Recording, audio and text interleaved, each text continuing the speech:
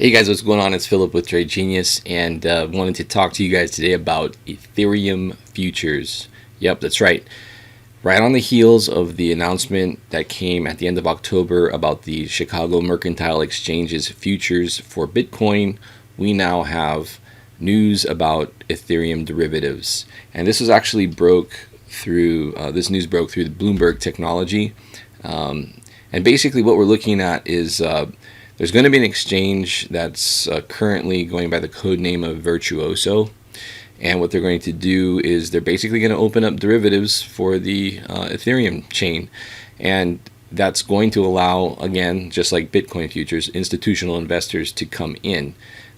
Mainly because, as I've said before, they're able to now hedge against their positions. So what's going to happen is the Commodities Future Trading Commission, the CFTC, they're going to be overseeing this, and basically they're going to look to deploy this in either the first or second quarter of 2018. They'll be offering futures and other derivatives like swaps. They may even offer physical delivery or actual delivery of Ethereum if you held, say, your contract to expiration. So if you bought, say, at the beginning of Q1 or Q2 and you held it through that futures contract expiration, which probably is a quarterly contract, we'll know more as we get closer. But if it is a quarterly contract, let's say you held it, price increased by 20, 30, or 40%, you could let it expire, and then they would send you the amount of Ethereum that you bought futures for. So why is that important? Well, if you're holding Ethereum, just stay patient, because what's going to happen is there's going to be inflows of money. Now, I know Ethereum's been kind of sideways, right?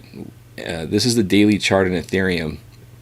And if we really zoom out a little bit on it, you can see we've got a large amount of volume accumulating in this $300 area. But what's going to happen, guys, is that this is going to break out of this. This is a pennant formation. So when you're trading stocks and looking at stock price or chart patterns, this is a consolidation. And what ends up happening is if it's coming from an up move, it usually generally continues the up move. And that's exactly what we have here. Because now we also have paved the way now for institutional money for specifically the Ethereum chain. Now we're going to start seeing this break out. And so what I'm seeing here, the way I read these, we've based for a long time off this 300 to say 350 level. And now we're going to make our move out of this pennant. And when that breaks out, we're going to start seeing some longer term price targets of 460 on up to 520. I think it starts making those moves, and it happens rather quickly. So for all you guys that are patiently holding Ethereum, keep holding it, because I think you're going to get handsomely rewarded. Now, this arrow is where they announced the futures, and I just wanted to show you guys comparatively to when the CME announced the Bitcoin futures, which is this arrow here.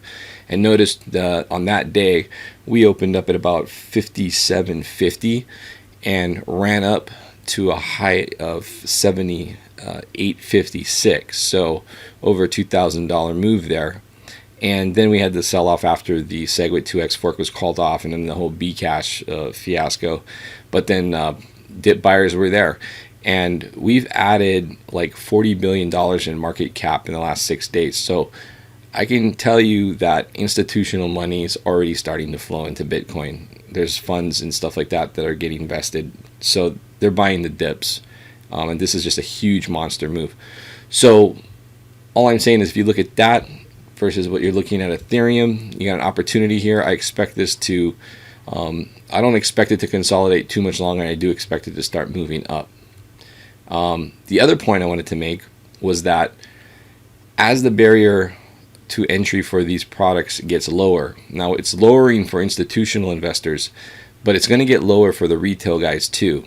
And I think those are the immediate coins that you want to look at. So what's the coins that we're talking about? Well, really, it's going to be Ethereum, Bitcoin, and Litecoin. And the reason is they're on Coinbase. So Coinbase is like the most prominent thing for the retail consumer. They're going to go there. That's their three options.